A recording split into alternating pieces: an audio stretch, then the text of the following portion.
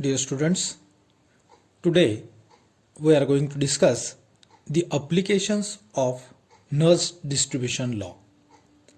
And very first and important application of Nernst distribution law is to determine the degree of association.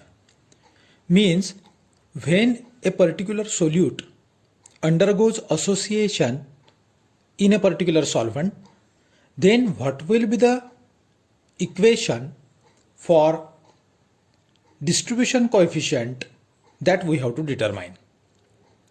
So in question paper there may be a question on this like this: derive an equation for distribution constant when solute undergoes association.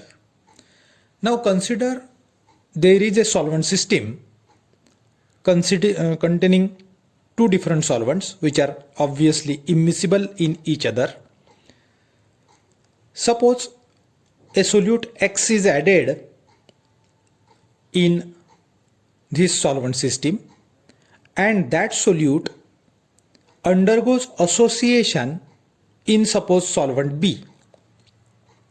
In solvent A it remains as it is, X will be as it is, but in solvent B it undergoes association, that is n molecules of X get associated to give a complex molecule Xn. Now suppose C1 is the concentration of X in solvent A. Suppose C2 is the concentration of Xn which is formed here in solvent B, and C3 be the concentration of X in solvent B.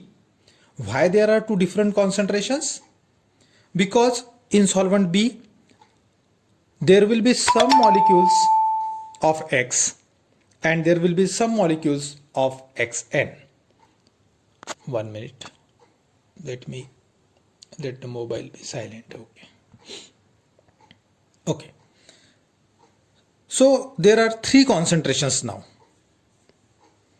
C1 is the concentration of X in A, C2 is the concentration of Xn in B, and C3 will be the concentration of X in solvent B. So there are three different concentrations because in solvent B there are X as well as Xn molecules before association and after association.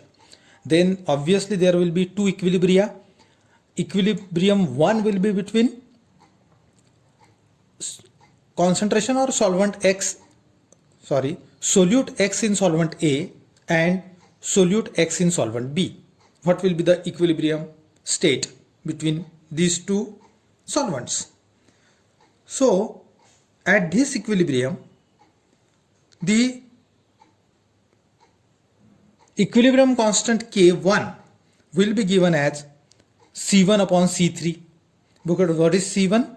It is the concentration of X in solvent A. And what is C3? Concentration of X in solvent B. So equilibrium constant will be C1 upon C3.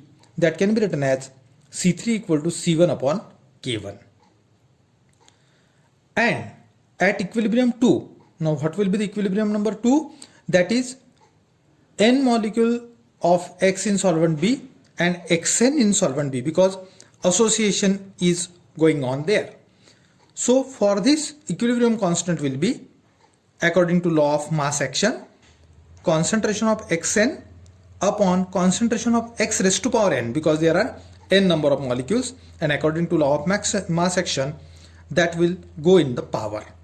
So Kc will be equal to concentration of Xn upon concentration of X raised to power n. Now what is concentration of Xn? It is C2. And what is concentration of X in B? It is C3. So C2 upon C3 raised to power n will be the equilibrium constant. So C3 raised to power n will be what? C2 upon Kc. C3 raised to power n will be equal to C2 upon Kc. Therefore C3 will be equal to, we have taken the nth root of this right hand side. So C3 equal to nth root of C2 upon nth root of Kc equation number 2. Now see equation number 1 and equation number 2 now. Now we will compare equation number 1 and equation number 2. Left hand side is same C3, therefore right hand side should also be same. Therefore it will be C1 upon K1 equal to nth root of C2 upon nth root of Kc. So 1 and 2 implies C1 upon K1 will be equal to nth root of C2 upon nth root of Kc, and therefore it can be written as C1 upon nth root of C2 equal to K1 will go up K1 upon nth root of Kc. K1 is also constant, Kc is also constant, therefore this term can be replaced by Kd, another constant. So finally you will get C1 upon nth root of C2 equal to Kd. So this is nothing but the equation for distribution constant when solute undergoes association.